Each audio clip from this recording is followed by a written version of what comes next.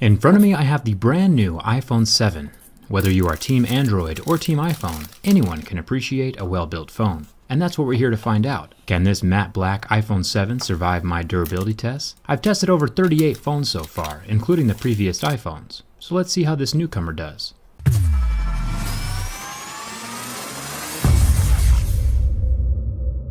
Let's start with the scratch test.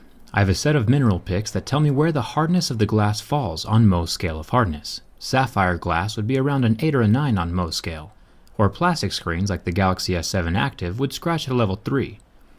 Normally, the average smartphone will start scratching at a level 6, and this appears to be the case with this new iPhone 7. It is on par with the typical smartphone screen hardness. Coins and keys won't scratch it, but you should keep it protected anyway. There are still plenty of abrasive materials in the environment, hiding in the pockets of your jeans or purse that can cause scratches to the screen of your phone. Let's jump down to the home button, or better said, the home touchpad now, since it doesn't click anymore. There have been rumors that the home button and the camera lens are made of sapphire, which would make them extremely scratch resistant, nearing the point of diamonds, which would be nice. Some smartphones, like the Galaxy phones, use a plastic home button that can scratch easily. But so far, this touchpad can resist the scratching from my razor blade. But is it sapphire, or is it just normal glass? The easiest way to find out is using the hardness picks. Like I mentioned before, glass will scratch at a 5 or 6, but sapphire should be around an 8 or a 9. And since this button has a deep scratch with a level 6 pick, we know for sure that it's regular glass and not sapphire. The earpiece is made of metal and very solidly stuck in place. It won't be sliding around or falling out like the old iPhone 4s did. Now with the back aluminum, I will be scratching a jet black version very soon, but so far this matte black version holds up extremely well to my keys. You can hardly tell that it's been scratched. Razor blades, on the other hand, will scratch the phone just fine.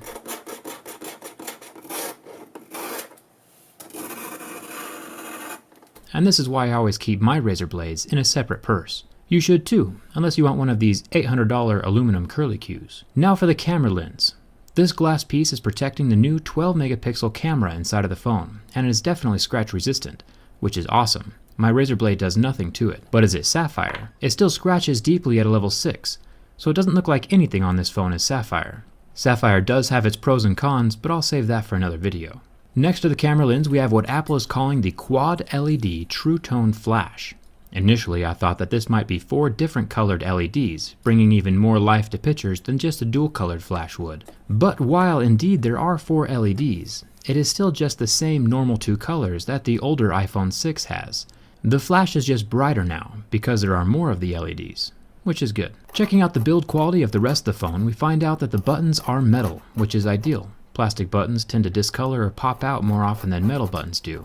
So thumbs up to Apple for sticking with quality materials. The antenna bands are still plastic, but that's a necessity with Apple's design at this point in time.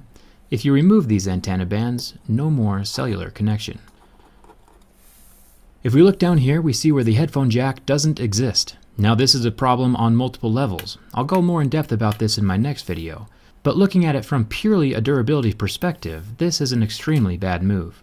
Just like any piece of electronics, the charging port component has a finite lifespan. Nothing lasts forever. It is designed to withstand a certain amount of physical wear and tear. This means it could stand 5,000 or 10,000 plugs and unplugs. Nobody knows the exact number but Apple, but essentially, now that Apple is combining the headphone jack and the charging port into one, we have 2 accessories using the same single port, doubling the rate of wear and tear. So once this singular lightning port dies or reaches the end of its lifespan, your phone is toast. There's no backup wireless charging either. So if you are a person who's ever had their charging port stop working on a previous phone, you can sit back and watch your iPhone 7 port die in half the time. Unless you fork over the dough for some wireless headphones, which is what Apple wants you to do anyway. I plan on making a video more in depth about the headphone jack in a few days. It'll be revealing, so subscribe and turn on your notifications for that. What do you think? Is it good that Apple killed the headphone jack? Let me know down in the comments. On to the burn test. The IPS LCD of the iPhone 7 lasted almost 10 seconds under direct contact with flame before the pixels got hot and turned off, going completely black. It is interesting to see what screens recover and which ones don't. Samsung AMOLED screens currently turn white and do not recover from flame. The iPhone, however, completely recovered and functions as normal. It is cool to the touch within seconds. Now the bend test. The iPhone 6 had a nifty little trick that would permanently match the phone to the curve of your body if you ever sat on it. The iPhone 7 does not appear to be as flexible. It is interesting to watch the waterproofing adhesive between the frame of the phone and the screen. You can watch it tear as I heavily flex the phone. So while this phone will not suffer from bin gate or catastrophic failure, I would still not sit on it, just to keep that water resistance intact. Once that adhesive is torn, it will not be as resistant as it once was. Overall, Apple has made another solid phone. I appreciate the build quality. I still have plenty more to say about that headphone jack, but that'll come in another video.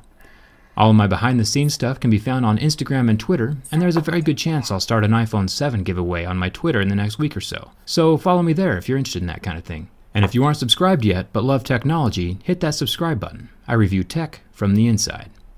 Thanks for watching. Hope to see you around.